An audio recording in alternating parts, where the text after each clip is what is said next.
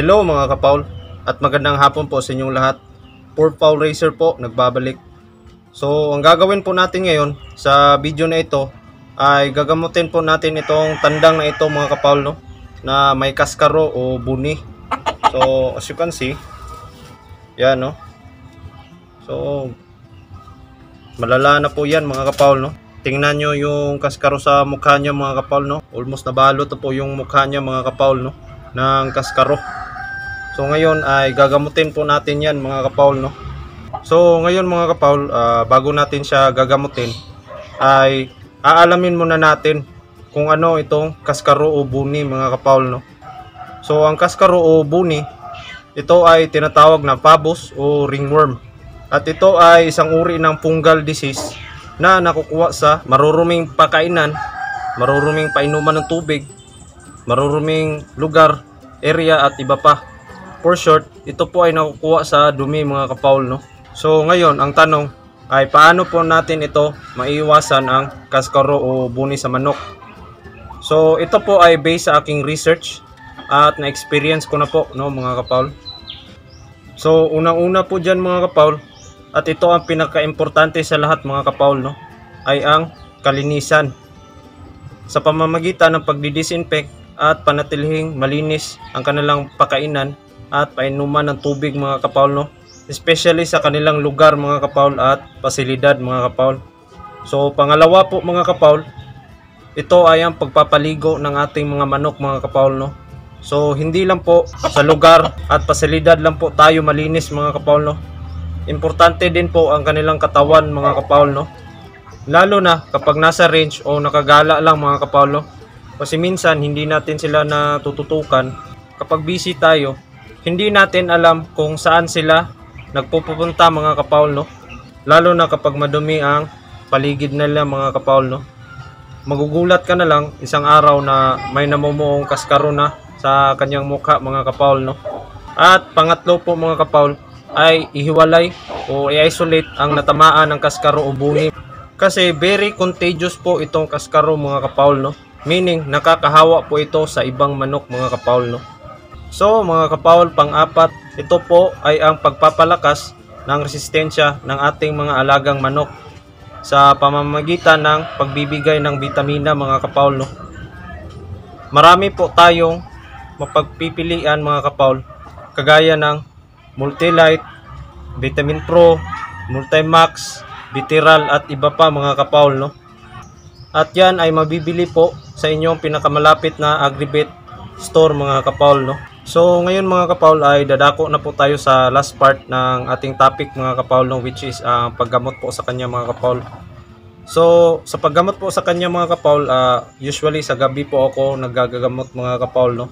Bakit po sa gabi mga kapaul? Kasi para hindi na po siya makagalaw-galaw mga kapaul, no? Kasi sa umaga mga kapaul, naobserbahan ko, kinakamot niya yung mukha niya mga kapaul, no? Which is mas lalong lalala ang kanyang infection mga kapaul, no? Kasi yung paa nila nakaapak sa lupa at hindi natin alam kung anong klaseng bakterya yung nakukuha sa lupa mga kapaul, no? At kinakamot niya sa kanyang mukha mga kapaul, which is mas lalong lalala mga kapaul, no? Kaya sa gabi talaga ako nagagamot para hindi na siya masyadong makagalaw-galaw mga kapaul, no? So mga kapaul, as you can see, nakikita nyo po yung yung mga white spot sa kanyang mukha. Kukuskusin po natin yan ng mga kapaul, ng brush mga kapaul, no? At ito mga kapaul, tubig lang ito mga kapaul, no? Maligam-gam na tubig mga kapaul. So hindi na ako naglalagay ng sabon, ng mga chlorine mga kapaul. Kasi delikado kasi yan mga kapaul kapag pumasok sa mata yan mga kapaul. Kasi may chance yan na mabulag mga kapaul, no? At mahapdi po yan sa mata mga kapaul. So ang gagamitin natin ay itong maligam-gam na tubig lang mga kapaul, no? So ngayon ay kukuskusin natin itong mga puti na ito mga kapaul. Yan, kuskusin natin yan.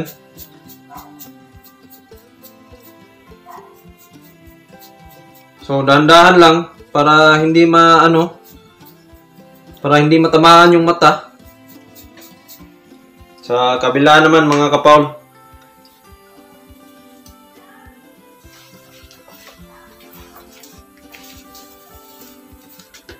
So, lipat lang tayo ng position.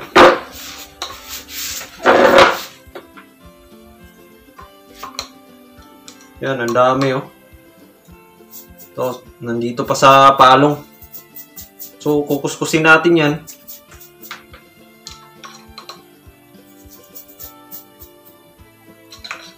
Pag malinis na ay pupunasan natin ito ng tuwalya.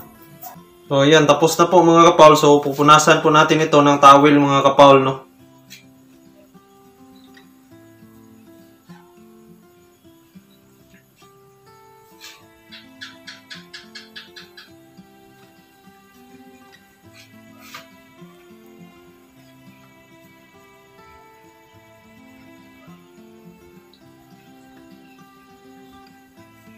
So, ayan mga kapaul, tuyo na po mga kapaul. So, kamalinis na siya. So, ngayon ay gagamutin na natin siya. So, ito po yung gamot ko mga kapaul, no? Wash out. Isang simpleng ano lang po. Isang simpleng shampoo lang po sa manok mga kapaul, no?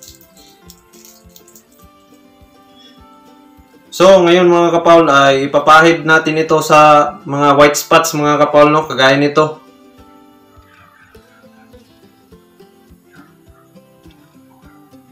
Yan, so papahiran lang natin ng shampoo yan mga kapaul, no? Careful lang tayo mga kapaul na hindi natin malagyan yung mata niya mga kapaul, no? So, sa kabila naman mga kapaul, ito yung pinaka malalang part sa kabila. Yan.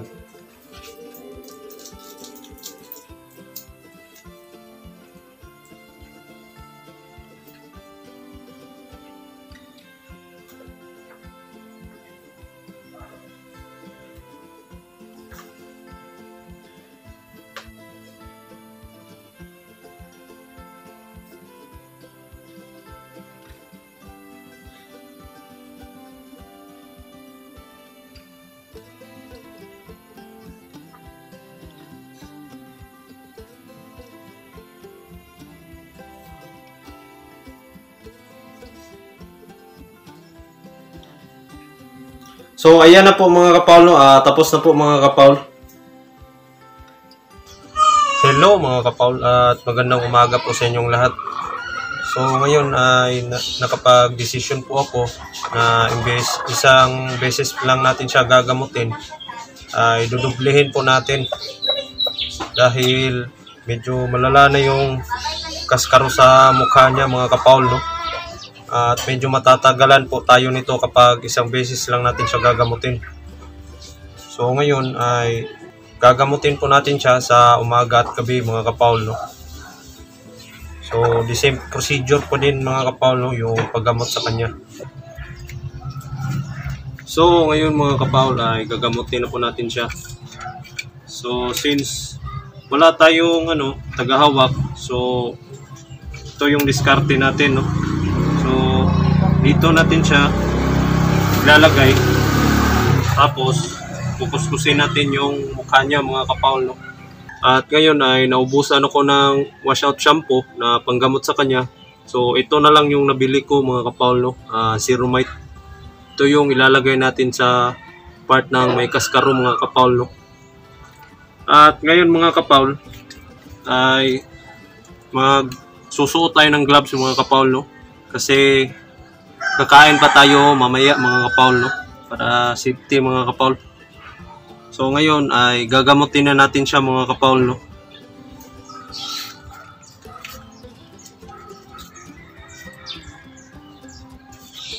So tubig lang to. Kuskus natin sa mukha niya. Lilinisan muna natin yung niya mga kapaul, yung mukha niya.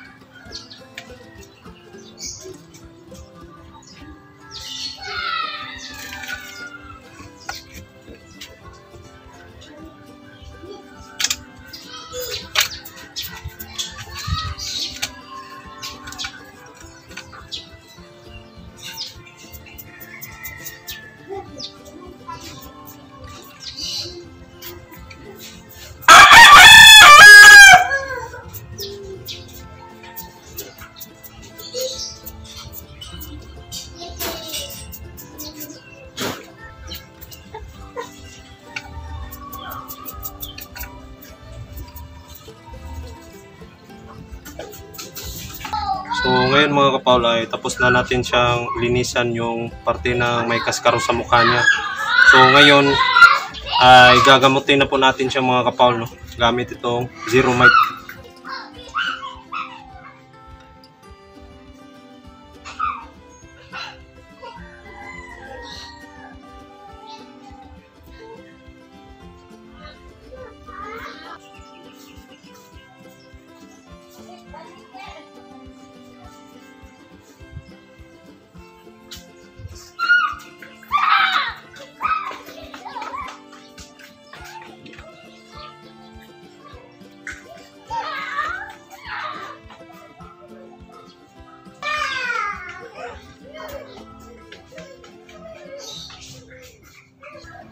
So mga kapaul, sa paggamot po sa sa pagpapahid po nitong Zeromite, sa paggamot nitong kaskaro, ay siguraduhin lang po natin na nalagyan po natin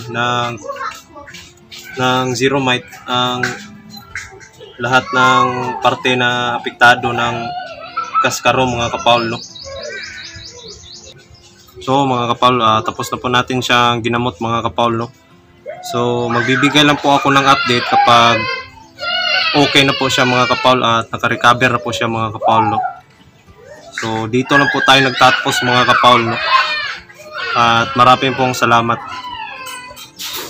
So about naman sa gamot sa kaskaro o buni mga kapaul, madami din po kayo mapagpipilian mga kapaul, no? Nandyan na po ang petroleum jelly, BL cream, Katialis, use oil ng makina, Zeromite shampoo, Pedershine shampoo, at madami pa dyang iba mga kapaul, no? At hopefully po mga kapaul, may natutunan po kayo sa bidyong ito mga kapaul, no? At kung nagustuhan nyo ang bidyong ito mga kapaul, ay don't forget to share, like, and subscribe mga kapaul. At i-hit nyo po yung notification bell sa ibaba upang updated po kayo sa aking mga susunod na videos. Paul Racer, signing off.